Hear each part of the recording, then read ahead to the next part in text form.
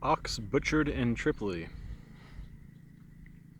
The need for travel to the Middle East at this time should be carefully evaluated.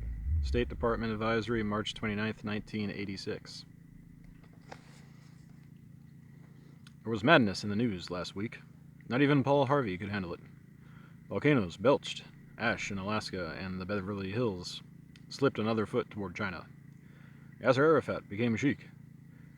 There were orgies in the streets of Palm Springs, and young Nazis destroyed the Democratic Party in Chicago.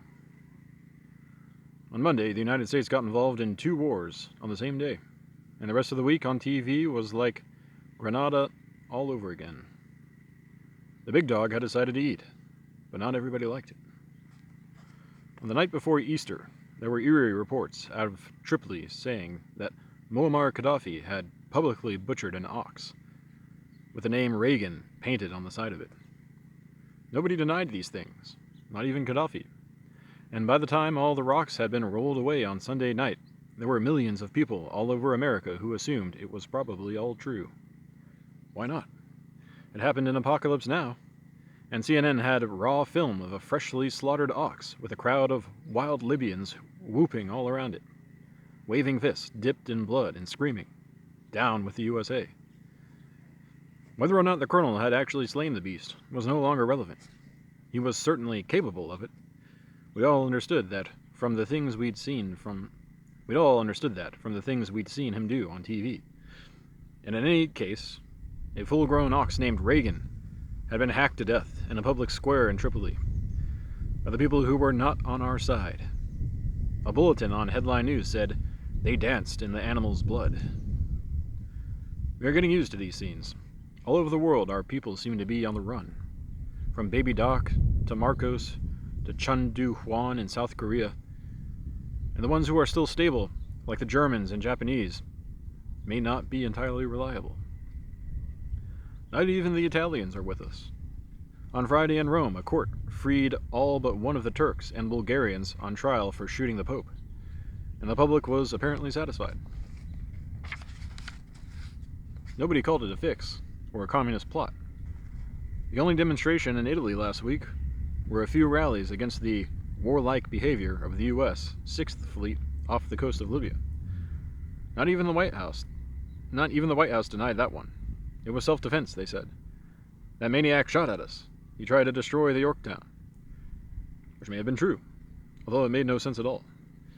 Which is getting more and more to be par for the course these days. But who cares? CNN, for instance, just moved an item out of French Guiana, down on the equator, about a French space rocket launched successfully last night, which contained an American satellite. Who knows what this means? The blastoff looked much like the Challenger, except that it appeared to take place at night, and there was no subsequent explosion. It was a week of senseless violence all over the world. People lined up to be crucified in the Philippines, and a man in Albuquerque was slain by police after taking 4 hostages in a Pizza Hut for no apparent reason. Some people said it was the full moon, and others blamed the Ides of March.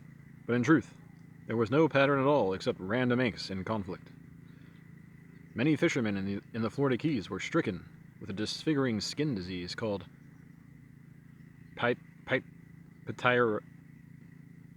pityriasis rosea, with symptoms of often mistaken for syphilis and no known cause except possibly the wearing of new underwear. My own personal physician, a man nationally known in his field, called it an utterly mysterious virus of some kind, with no hint of a cure and no long-term effects beyond a sense of shame and personal repugnance. "I had it myself one time," he said. "It happens to a lot of people. And let me tell you, it is a very ugly thing." So what, I thought. We live in ugly times. A flat worm can crawl into your body and grow to be 50 feet long in a matter of 5 or 6 weeks. Or blood-sucking hookworms can come up through the soles of your feet and into your liver and finally into your brain, and there is nothing anybody can do about it. Not even at Johns Hopkins or the Houston Medical Center. One of my earliest memories of Easter is my grandmother telling me on Saturday night that when she woke up the next morning and said, "He has risen," that I should sit up in bed and reply, He has risen indeed.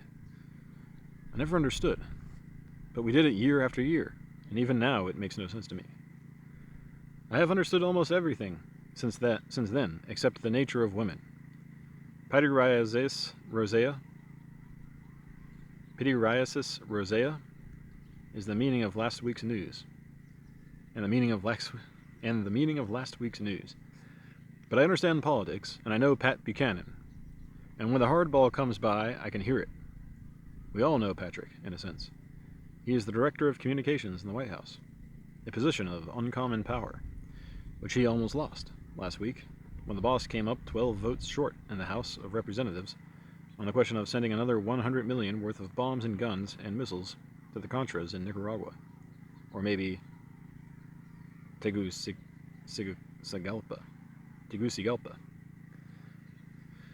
Buchanan took the loss personally and swore that it would soon be avenged. The Senate would vote a week later, and things might change before then, which was true. All manner of big-bore hell broke loose in the next few days. From the line of death in the Gulf of Sidra to rumors of a whole new war in Honduras, only a 2-day drive from Harlingen, Texas, according to Reagan's calculations. And nobody was surprised on Thursday afternoon when the Senate voted 53-47 to give the president whatever he wanted for the war in Nicaragua, and also to save Buchanan's job.